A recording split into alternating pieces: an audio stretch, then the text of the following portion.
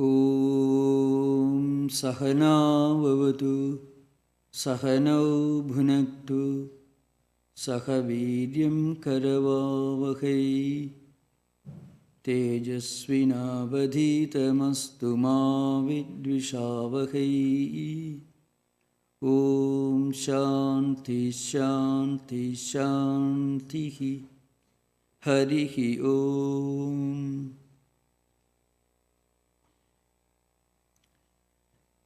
Today's subject is the story of Girish Chandra Ghosh. He is one of the most prominent householder disciples of Sri Ramakrishna. Now, as we know, there were different walks of life, devotees of different temperaments who came to Sri Ramakrishna. Some of them were advanced spiritual seekers, great devotees, well-educated professionals, highly enlightened students of philosophy, and they were also very conservative, traditional, orthodox temple goers, people whom we normally call very pious people. And there were also some young people, young graduates of the universities, who questioned everything, who were unwilling to accept anything linked to religion or spirituality. Skeptics, bohemians, agnostics, atheists, people of different categories. Among them, Girish Chandra Ghosh belongs to a specific category. He was a highly creative dramatist, a play actor, one who is considered to be the father figure of Bengali drama. Especially he played a very prominent role in popularizing popular plays and dramas in that part of the country, in India. And this man was a very unfortunate person in many ways. He lost his mother when he was, almost along with birth. And he was actually brought up by some foster mother or somebody. And he lost his father when he was a boy. And he lost his wife when he was in the prime of his youth, 30 years old. He was born in the year 1844 and passed away in 1912. So, such a man, how did he play a very prominent role in the life of Sri Ramakrishna? That's what we are going to see. There are some very interesting aspects about his life. And if you study his life, you also can actually make a thorough study of this interesting subject, which we may call the spiritual psychology of a man. Now, just at the beginning, to give a clear picture of the uniqueness of this man, I can place alongside him another character. There was a devotee, at least he wanted to be considered to be a devotee. His name was Pradap Chandra Hazra. He was living in the Kshema temple itself, apparently a very pious person, born in a family and brought up as a God-fearing boy, a God-fearing person. And he pretended to be very ritualistic, very devoted, very pious. But actually, he did not make much progress in spiritual life. Though he spent a lot of time sitting right in front of Sri Ramakrishna's room, Dakshineshwar, had close interaction with Sri Ramakrishna, lived in a temple actually for years, but he was a hypocrite. He did not practice what he preached. He pretended to be a devotee, but he was actually not a devotee at heart. He was devotee in a very ritualistic sense. He was given to external forms of ritualism, piety, cleanliness, taking bath so many times, fasting, and making a demonstration of these external practices, and very proud of it. And he also interpreted this kind of external practices as the right way of practicing religion and spirituality. This man did not make much progress in his spiritual life till the last moment of his life. Sri Ramakrishna promised him, in spite of all his weaknesses, Sri Ramakrishna promised him that he will get enlightenment at the last moment of his life. And he did get enlightenment. But Girish Ghosh, on the other hand, as I mentioned earlier, he did not believe in anyone. He did not accept anyone. He did not blindly accept or reject anything. He was a bohemian, a profligate, a drunkard, a man of immense creativity. He wrote and is the author of some of the most important classical dramatic works of Bengali theatre in those days, and he himself played a very important role in popularizing the Star Theatre, which is one of the pioneering institutions in popularizing the theatre arts in that part of the country. Now, his life shows something very interesting, and that's one we have to keep in mind. Maybe it has a relevance and a meaning and a message for our times. If a person is given to extreme forms of creativity, lot of achievement in art, literature, music, and so on, you direct all your intellectual energies, your emotional energies in one direction to excel in music, in art, literature, architecture, or anything like that. Sometimes there can be a problem unless you also uphold some sort of higher ideal in life, a spiritual ideal. Without this spiritual ideal, what happens? Our mind may move from one extreme to another extreme. When a person spends all his energies, all his powers of imagination and creativity in one direction, and he excels in that area,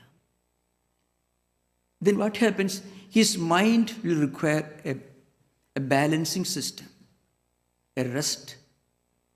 He had to let up the steam that is accumulated in the mental system. So if you are extremely creative and if you achieve great things in life, you need a balancing mechanism to prevent the mind from moving in the opposite direction. You can find this happening, great artists, musicians, sometimes going abnormal, or those who are saved from that fate, taking to alcoholism, drug addiction. It is a natural reflex action of the mind. Because when you put your mind, when you put all your intellectual energies in one direction, you may excel many things.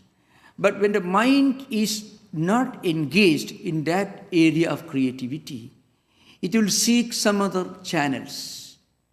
And it needs some kind of a balancing mechanism. If we don't give some higher spiritual ideal along with that, then what happens? Mind may seek some undesirable channels to get some kind of a rest or refreshing mechanism. That's what happened to Girish Ghosh. He, as I mentioned, his life was very pathetic. And his dramas and plays also show a lot of pathos, tragedies, tears, and also occasional joys. But fortunately, he came in contact with Sri Ramakrishna. And you know what happened? He became a saint.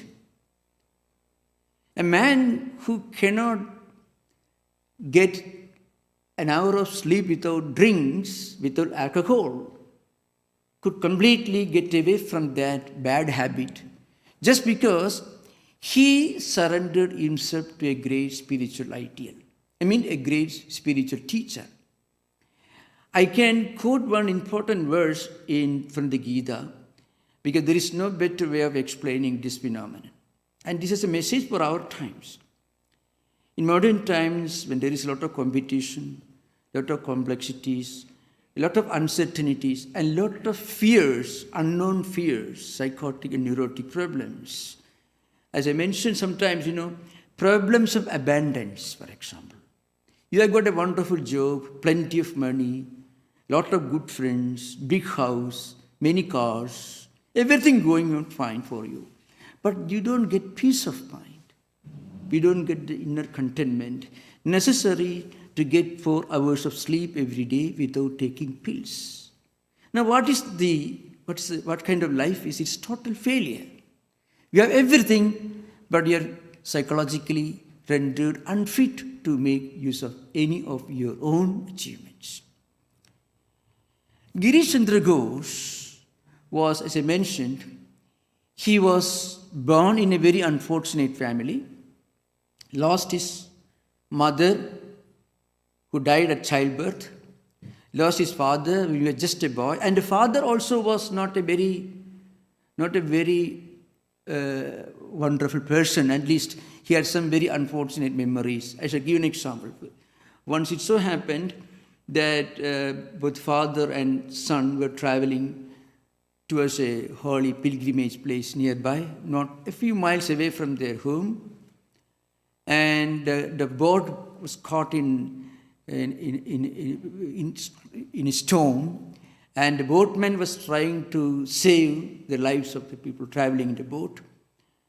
And at that moment, the little boy, Girish, he caught the hands of his father, maybe thinking that his father is a refuge if the boat capsizes.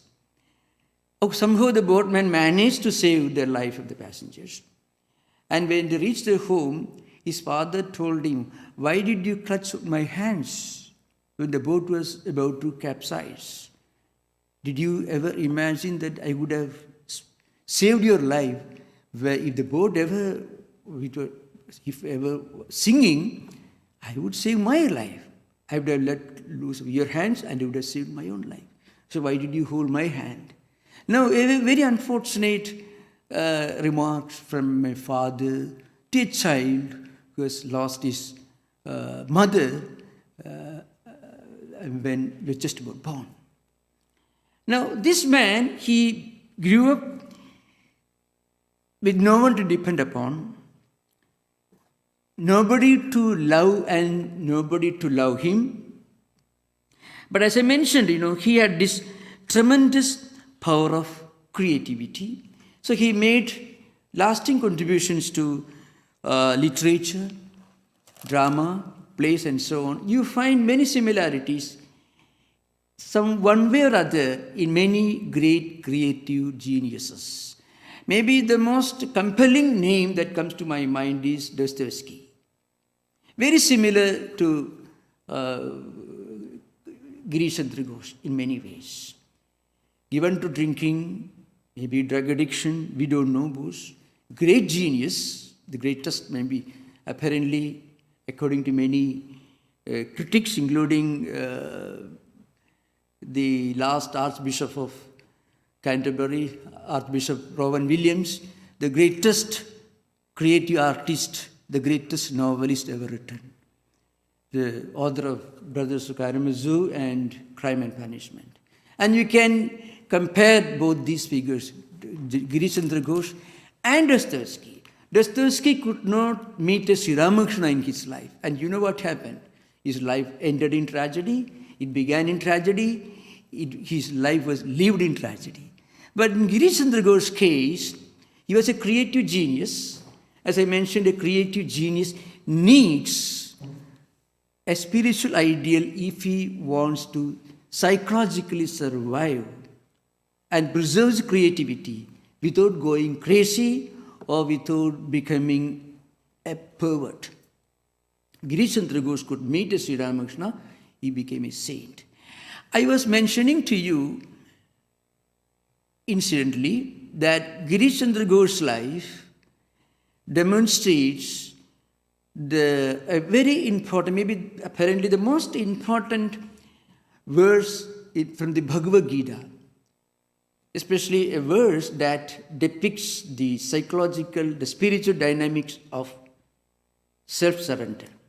The verse, it comes in the 9th chapter of the Bhagavad Gita, 22nd verse. I was dealing with this verse for the last 3 sessions in Friday evening 7:30 class in the Gita. The verse is, Ananyas chintayanto mam ye jana paryupasade tesham nityabhiyuktanam yogakshemam vahamyakam. The meaning is this: any person who devotes himself to a great spiritual ideal, who surrenders himself to a great spiritual ideal. It may be belief in an anthropomorphic God. It may be belief in some kind of higher ideal, like Buddha, who did not believe in God, but he was devoted to a higher ideal. That person's material problems will be solved automatically. If you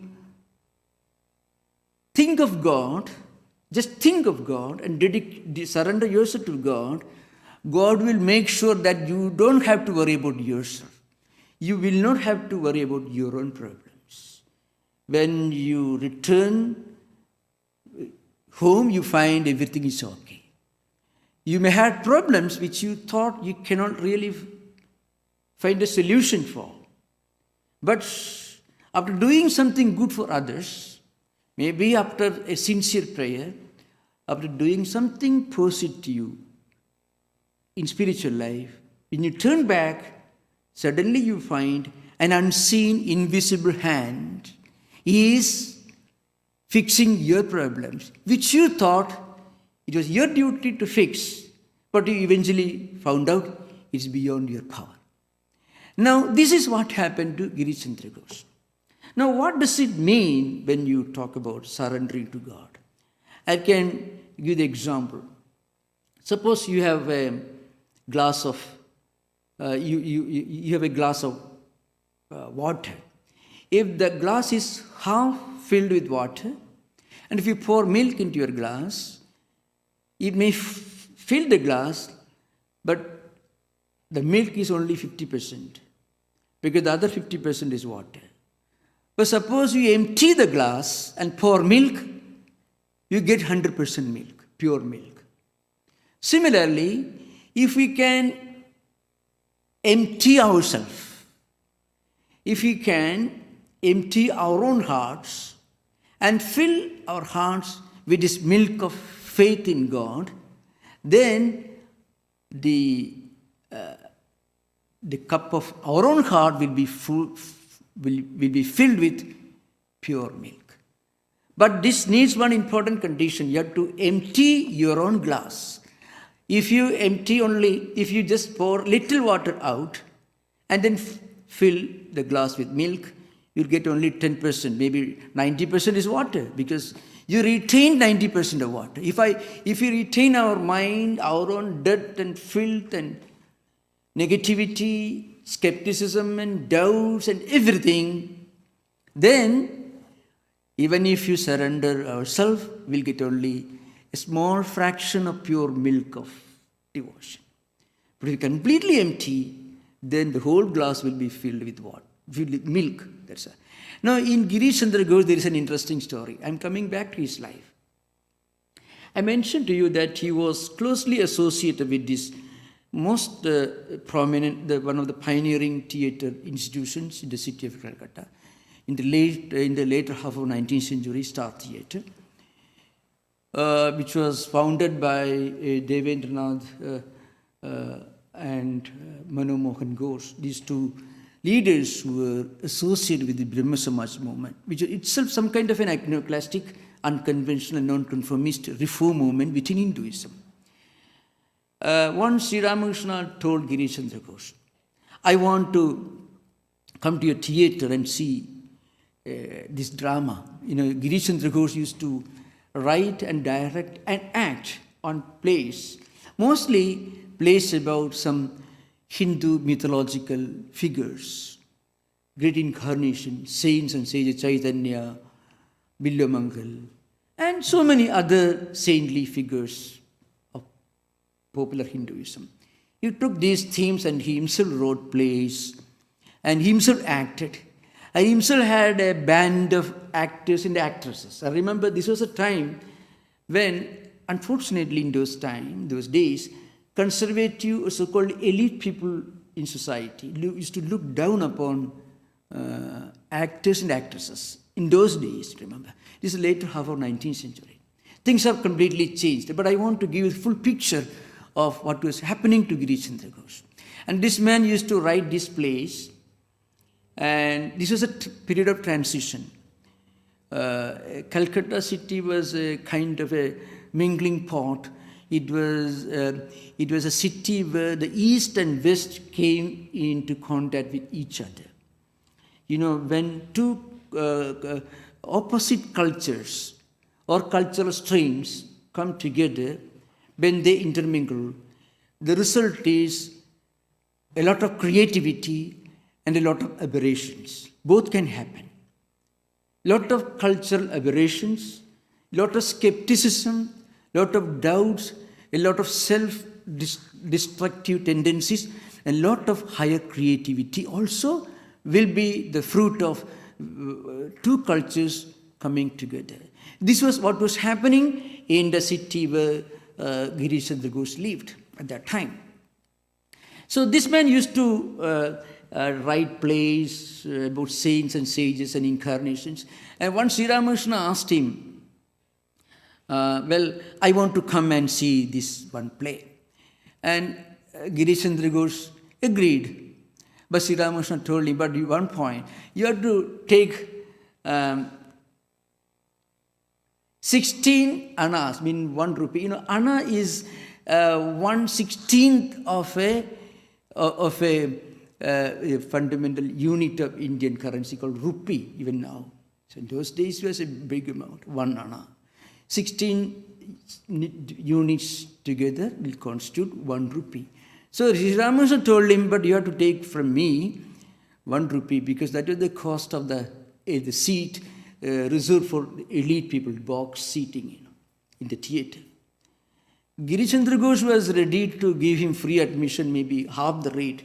But Sri Ramakrishna insisted, no, you have to take from me 1 full coin, not half, but 1 full rupee. Girish agreed. Now, symbolically, Sri Ramakrishna was telling, you have to accept the whole thing from me. I mean, your glass should be empty. Then only I am going to pour the milk of devotion into your heart. So heart and glass should be understood as the same. If your glass is empty, and if God fills your glass, you'll get a glass full of milk. But suppose your glass is only half empty, and you are pouring milk into it, you'll get only half glass of milk. So Sri Ramakrishna was symbolically asking him to give his whole heart. Now, coming back to the source, how do we completely surrender to God? This idea behind. And what happens? You know, mostly according to Hindu tradition or Vedantic tradition, there is such a thing as what we call karmic block. A karmic block means some kind of invisible entanglements, some previous karmas, activities for which we are now paying a price. But the present life and all the experiences we are going through in this life is the result of your previous actions, and those actions are bearing fruit in the form of various experiences in this life, good and bad experiences, tragedies, and also happy experiences. Now, but how can a bohemian, a drunkard, get this complete transformation in his life? That's what we are discussing now. So the incident is something like this. Sri Ramakrishna asked Girish whether he could take the name of God in the morning or evening, at least just once. Girish Chandra Ghosh was a very skeptical, kind of hypercritical, and at the same time sincere. He was not willing to accept something that he knew he cannot accept. He was not willing to promise something which he knew he cannot really keep the promise. So he was a very sincere in that respect. He was absolutely sincere. So when Sri Ramakrishna asked him, can you take the name of God once? If not morning and evening, at least once. Or maybe when you get up in the morning, when you go to sleep once. He said, no, I can't do, because he was a drunkard. And he didn't know when he was going to sleep, when he was going to get up, where he is going to sleep, and where he was going to get up. That was the kind of life he was leading. He was looked down upon by the conservative elites of the society. That's why he was in many ways, in a very informal way, excommunicated from the elite circles. People did not want to befriend him. But he found Sri Ramakrishna a wonderful friend whom he can completely rely upon. So when this man told Sri Ramakrishna that he cannot even take the name of God or think of God once in the whole day of his life, 24 hours, then Sri Ramakrishna understood one thing. This man is sincere. He's not going to say, well, okay, fine. He's not saying that. He says that no, he cannot do and he will not do that. That's what. Because he knows that he cannot do that. Then Sri Ramakrishna understood this man is very sincere. That sincerity, the full, what you call saddha, integrity, honesty, that was the thread by which Sri Ramakrishna caught him. Then Sri Ramakrishna told him, all right, in that case, you give me your full responsibility.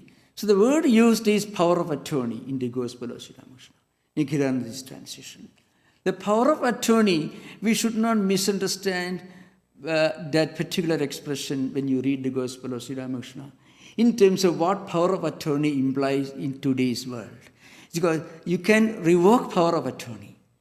You can cancel your power of attorney. And you can get back your rights when you are very young and if parents have died, or then your parents may give power of attorney to a legal representative, or when old people cannot take care of their own properties, they may give power of attorney to a dependable, reliable legal representative. But at some point, if the children grow up, when they grow up, they can revoke the power of attorney. Now, in spiritual life, power of attorney cannot be revoked, cannot be cancelled. You cannot suspend it. So when Sri Ramakrishna asked Girish Chandra Ghosh to hand over to him the power of attorney, Girish Chandra Ghosh did not perhaps understand the full implication. Immediately he agreed. He thought, well, it's a simple thing. You will do whatever is needed to take care of my interests, and I don't have to pay anything to you. But what happened, from that moment onwards, Girish Chandra Ghosh could not consciously do anything wrong, mentally or physically. He had to give up all his bad habits, including alcoholism and things like that. He had to practice some spiritual discipline in his life.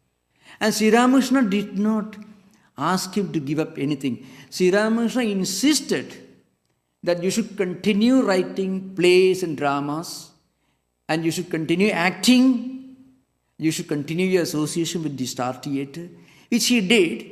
And actually you find Girish Chandra Ghosh continued writing and acting till his death in 1912.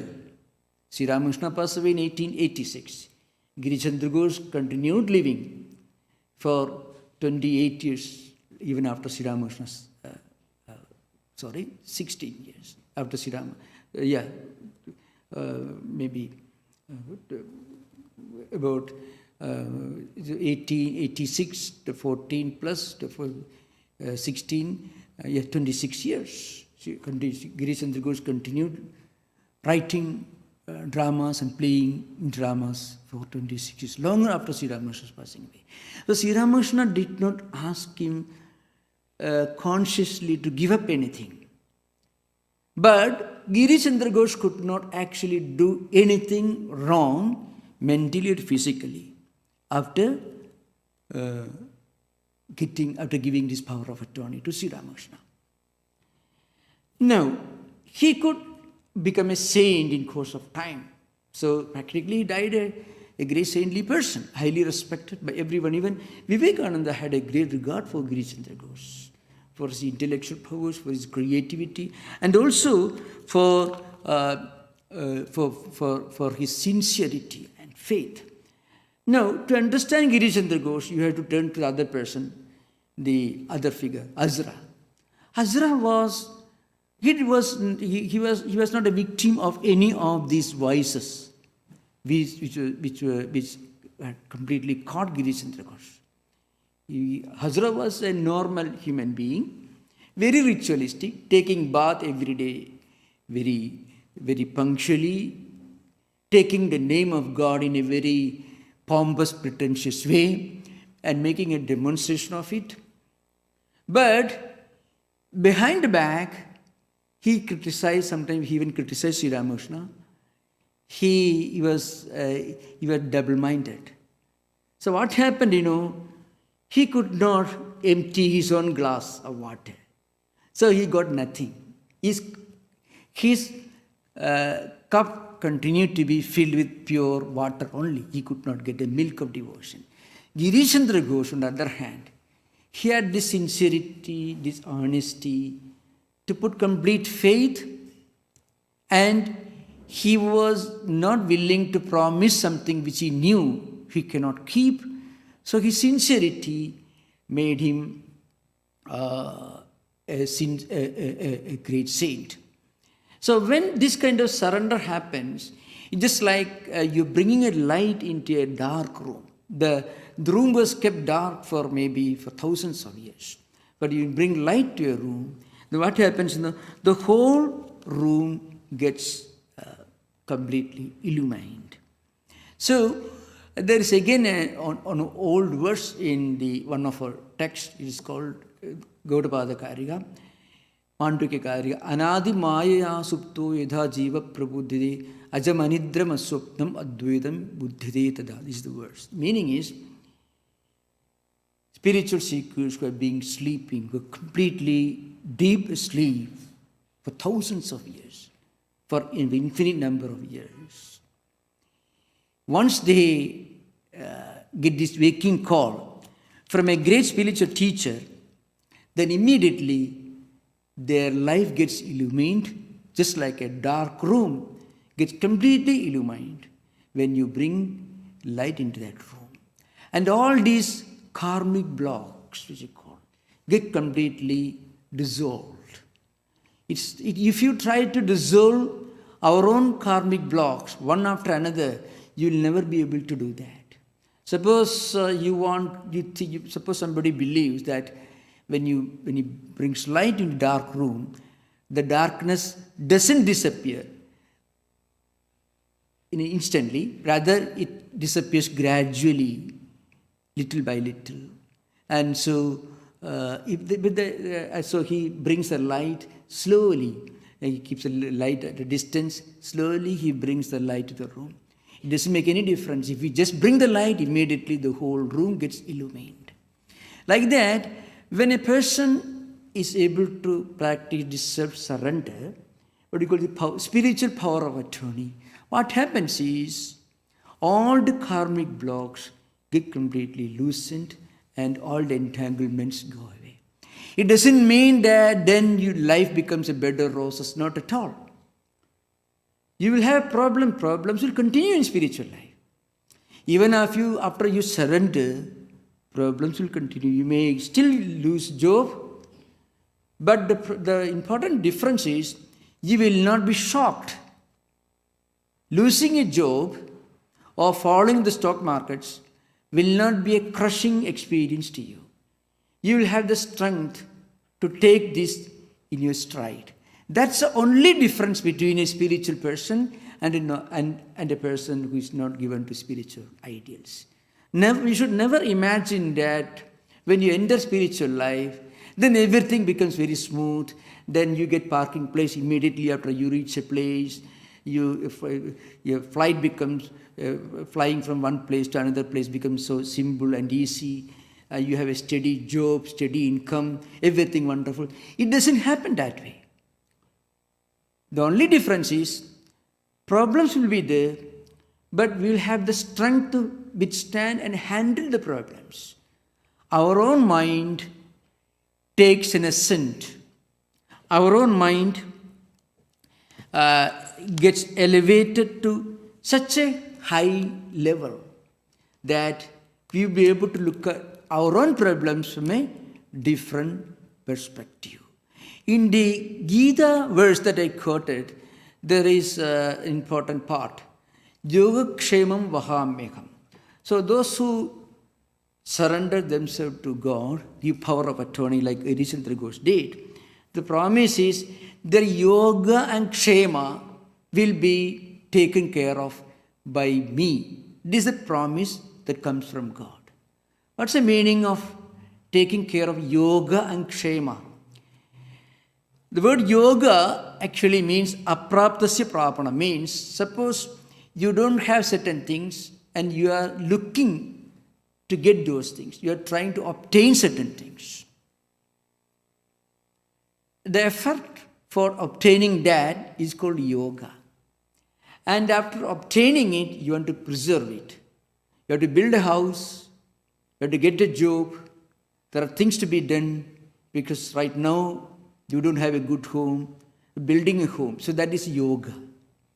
But to preserve and maintain that building, to make sure that building remains intact in storms and heavy rains, that is called Kshema, means the rakshanam, preservation, protecting what you have already obtained. So the promise is this: first of all, whatever you are trying to achieve, that you will get. And whatever you are trying to preserve, you will be able to preserve.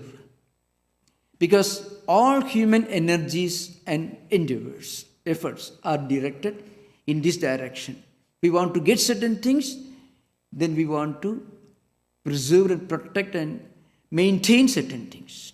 These are only two channels in which human energies are directed: to obtain certain things and to preserve certain things.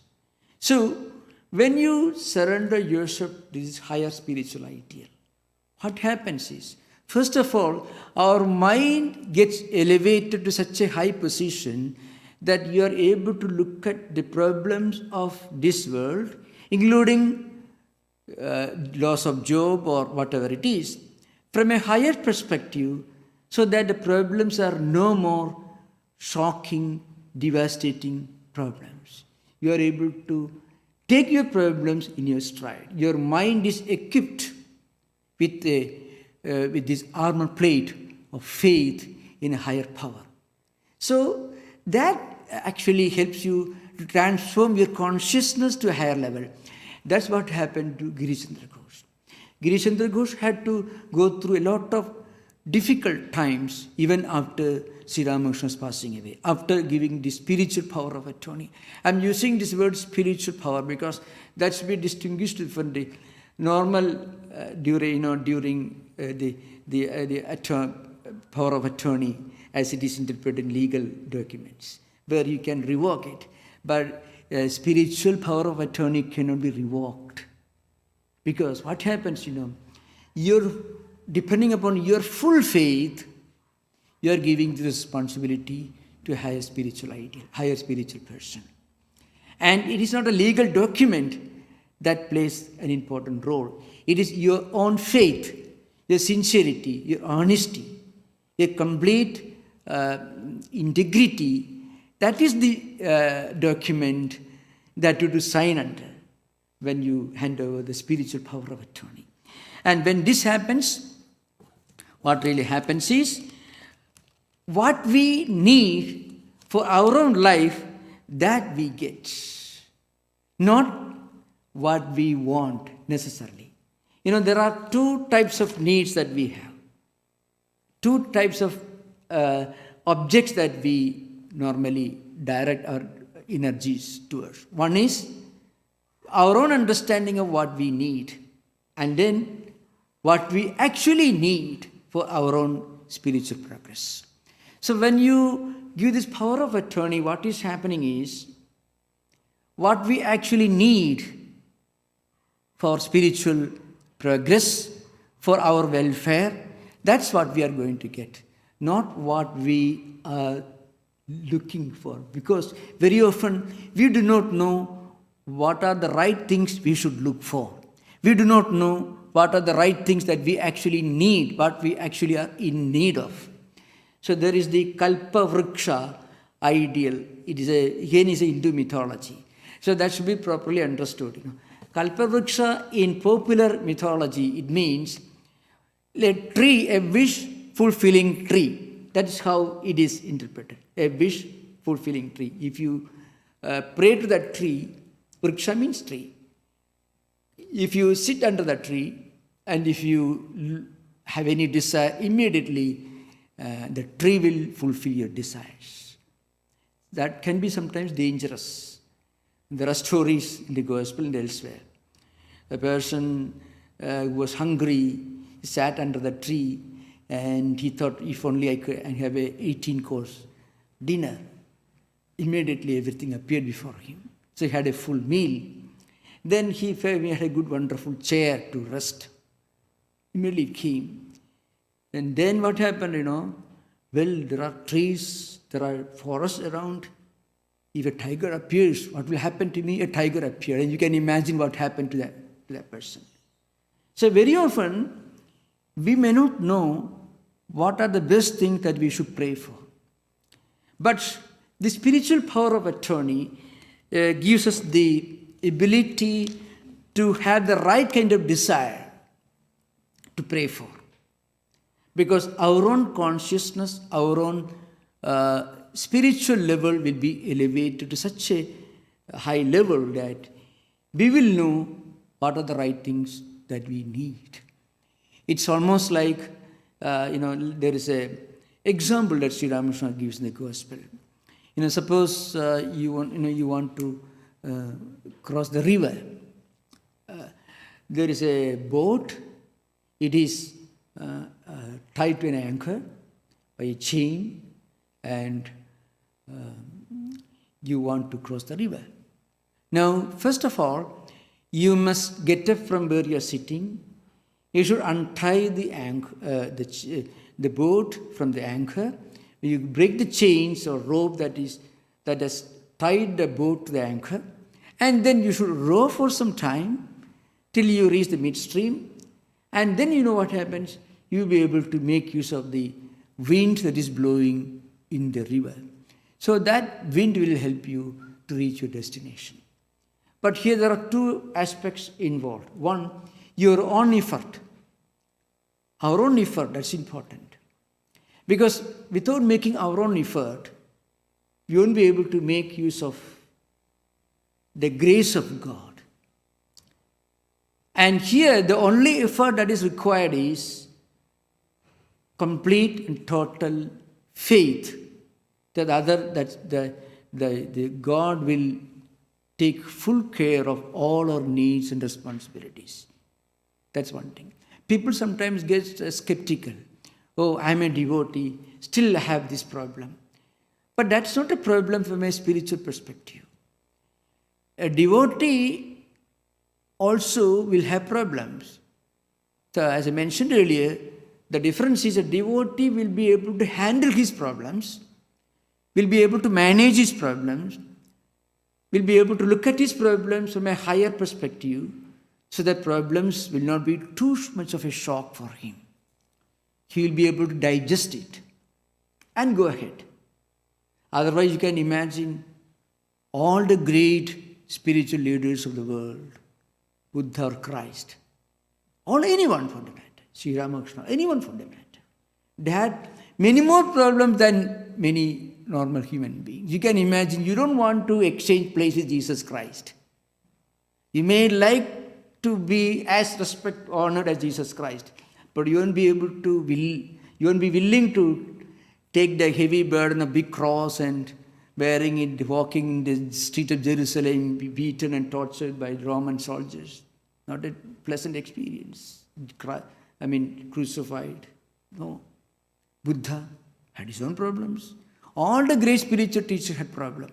But there were problems for us. When we look at their life, they had a lot of problems. But they were not problems for them. I'm giving an extreme kind of example. For normal people, there will be difficulties, but they'll be able to look at their own difficulties from a higher perspective.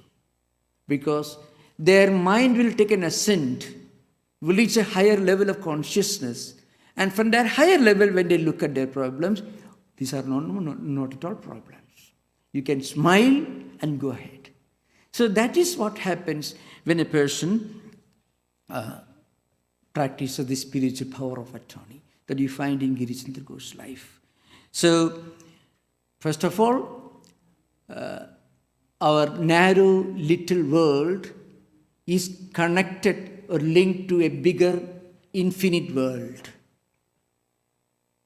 A narrow stream which is almost dry, no water flowing, it is linked to perennial waters of an ocean or a lake. So that the narrow stream also gets filled with the perennial waters that is flowing through the canal from the ocean. So, in fact, that is the real meaning of yoga. Yoga means union, Yoga, in the finite soul linked to the infinite universal soul. That's the idea behind. So, this is only one part of the lecture. We'll continue this discussion in the next session. But important point to remember is this message has a great significance to our own times. Because one of the most serious problems of our times is our inability to put faith and complete faith in some higher spiritual ideal. Just maybe, in my opinion, partly it is the curse of IT, a civilization or a culture which is the product of information technology. Because you look at the computer screen and you look for a few minutes, instead of opening a book, reading a page and closing the book and thinking for some time, the ideas go deeper into our psyche. But the computer screen, which attracts our mind and eyes for some time, another touch of the keyboard, it disappears. Like that, our focus of attention, our understanding, our own interpretation of higher spiritual ideals, everything becomes very narrow and of short duration. Second problem is we interpret everything in terms of the crudest kind of utilitarian values. We should be able to look at some higher ideals, knowing fully well that these ideals will not help me to make $2 additional. I may lose $2, still I should be able to look for some higher values. When we stop judging things on the basis of some little transitory, momentary benefit or profit, when we stop doing that, then only our ability to develop this higher faith and higher faith in higher ideals will develop. You can imagine Girish Chandra Ghosh. This man, he was not a devotee in a conventional sense. He was the opposite of it. His own life, his own tragedies, and his own friends, those whom he moved along with. Playing dramas in the streets, and people did not look upon him with any respect or admiration. He was rejected. And then moving in the company of people who were again culturally excommunicated very often from society. Later, he was elevated to the position of the father of the theater. But then, when he was actually going through this transition period, it was not easy for him. But what happened was, he could put his faith in a higher ideal, 100% honesty and sincerity. Perhaps if we can get back a little bit of that, our ability to put faith in some higher ancient values, that may be one of the significant messages that Girish and Ghosh may have to give to our own times. So we'll continue this discussion in the next Sunday lecture. I think, yes, the next Sunday also we'll continue the story of spiritual transformation, Girish and Ghosh. We'll find it. There are many interesting interactions with Sri Ramakrishna and Girish and Ghosh. And there are many wonderful things that Swami Vivekananda himself said about Girish and Ghosh. Vivekananda, who was a great prophet and visionary and great philosopher, was Sri Ramakrishna's evangelist, the one who spread Vedanta around the world. Vivekananda himself had the spiritual sensitivity to appreciate and admire some of the great unique qualities of Girish and Ghosh. So we'll continue discussion next session. Thank you. Namaskar.